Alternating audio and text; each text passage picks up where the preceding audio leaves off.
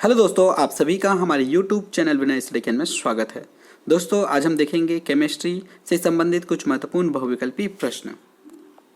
पहला प्रश्न है दोस्तों, जंग लगने की क्रिया में लोहे का भार बढ़ जाता है, लोहे का भार कम हो जाता है, लोहे का भार अपरिवर्तित रहता है, लोहा वाष्पीकृत हो जाता है।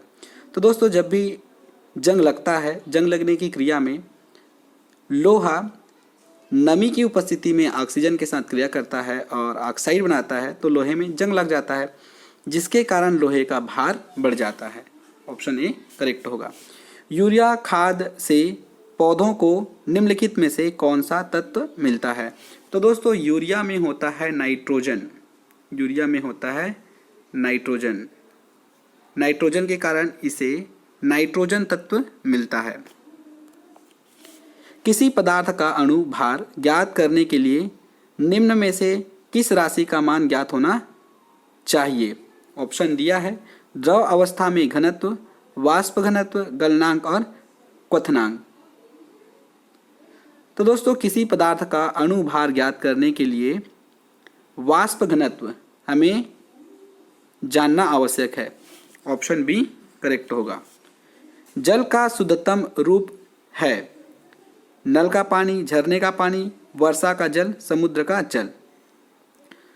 तो दोस्तों, वर्षा का जल जल का शुद्धतम रूप है ना। जो बारिश के समय जल गिरता है उसे आप एकत्रित करके रख सकते हैं, वह जल का शुद्धतम रूप है।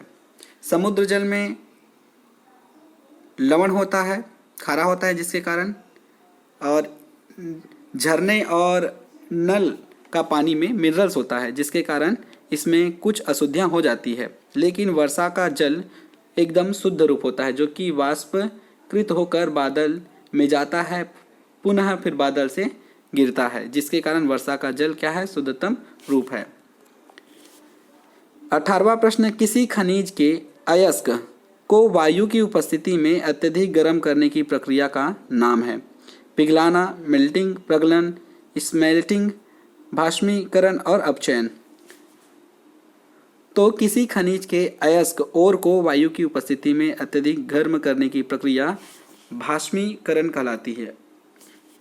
जल का वाष्प में परिवर्तित होना एक रासायनिक परिवर्तन है, प्राकृतिक परिवर्तन है, भौतिक परिवर्तन है, जीव रासायनिक परिवर्तन है। तो जल के आकार में परिवर्तन हो रहा है ना, उसके साइज में परिवर्तन हो रहा है, इसलिए क्या होगा? भौतिक परिवर्तन होगा, है ना। जल के आकार में परिवर्तन होने के कारण भौतिक परिवर्तन है।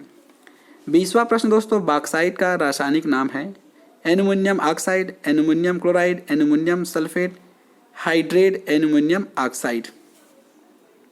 तो बॉक्साइट का रासायनिक नाम है hydrate aluminium oxide. Option D सही होगा। गोबर गैस का मुख्य घटक है मीथेन, इथेन, प्रोपेन और क्लोरीन। मीथेन, इथेन, प्रोपेन और क्लोरीन। तो गोबर गैस का प्रमुख घटक मीथेन है। जल की स्थायी कठोरता निम्न में से किसकी उपस्थिति के कारण होती है? Calcium bicarbonate, magnesium bicarbonate, calcium sulphate और सोडियम बाइकार्बोनेट।